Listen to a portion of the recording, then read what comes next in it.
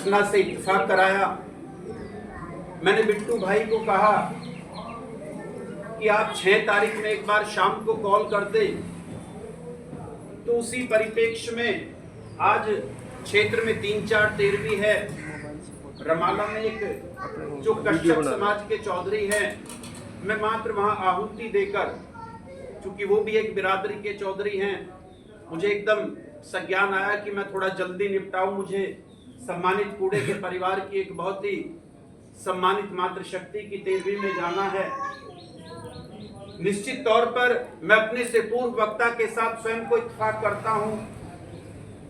आंख खुली मां की गोद में, मां से अनुपम प्यार मिला, मां के स्वर से बोल मिले, मां से ही यह संसार मिला। निश्चित तौर पर एक इतना बड़ा हस्ताक्षर, आकाश से ऊंचा कद, पिता का और धरती से भारी अगर कोई सजीव चित्रण है वो मां का कहा जाता है।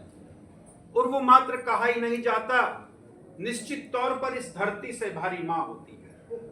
आप लोग बहुत ज्यादा समय से यहां पर बैठे होंगे। मैं बहुत व्यापक परिदृश्य में अपने मुखबिंद से निकले शब्दों को जाहिरा तौर पर प्रदर्शित नहीं करूंगा। बहुत संक्षिप्त में आप लोगों का मुकम्मल आशीर्वाद और स्नेह इस सम्मानित परिवार को हमेशा मिलता रहेगा। आदरणीय डॉक्टर ओमपाल सिंह जी बैठे हैं, हमारे बड़े हैं।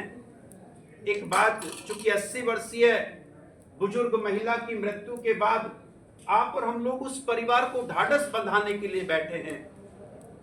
सारा किरठल हमारे रमाला वालों को ये कहता है बातचीत में, क्या लग रहा है उलट में हंसो, हमारे पे इतनी आफत रहे, गांव में पीसा की मीनार सारी तिरछी रहे, हम फिर भी खुल के हंसे।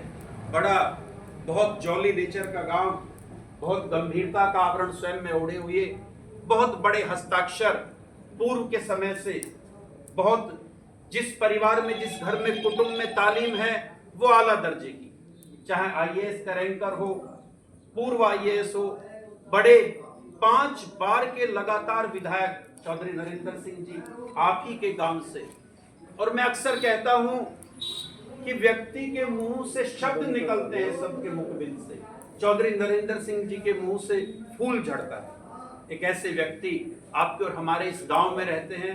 मैं पुनः परविंदर भाई को, इन सम्मानित मातृशक्ति को, उन सारे पोते पोतियों को, बीच में ये बेटी बैठी है, निश्चित तौर पर दादी माँ का जाना एक बड़ा आघात होता है। लेकिन इस सृष्टि के रचयिता ने अपनी अलग तरह की कागज, कलम और लेखनी रखी है, उसे इस धरती पर कोई नहीं मिटा सकता। इन्हीं बातों को बहुत ही संक्षिप्त में साकार रूप देते हुए, मुझे दर्जे 12 में 1992 में मैंने दर्जे 12 पास किया था। छोटे भाई यहाँ पर आ गए हैं, नरेंद्र प्रधान जी के सुपुत्र। उसमें फुटेज एक लेसन है, उसमें बहुत अंदरूनी और गहरी पंक्ति मुझे याद आती है और वो मेरे प्रश्न पत्र में आया था, इसलिए मुझे याद आ गई। डॉक्टर हजारी प्रसाद द्विवेदी जी लिखते हैं, जीवन जीना भी एक कला है, लेकिन कला ही नहीं तपस्या है। जियो तो प्राण ढाल दो जिंदगी में, मन ढाल दो जीवन रस के उपकरणों में। ठीक है, लेकिन क्यों? क्योंकि संसार में जहां कहीं प्रेम है सब मतलब के लिए।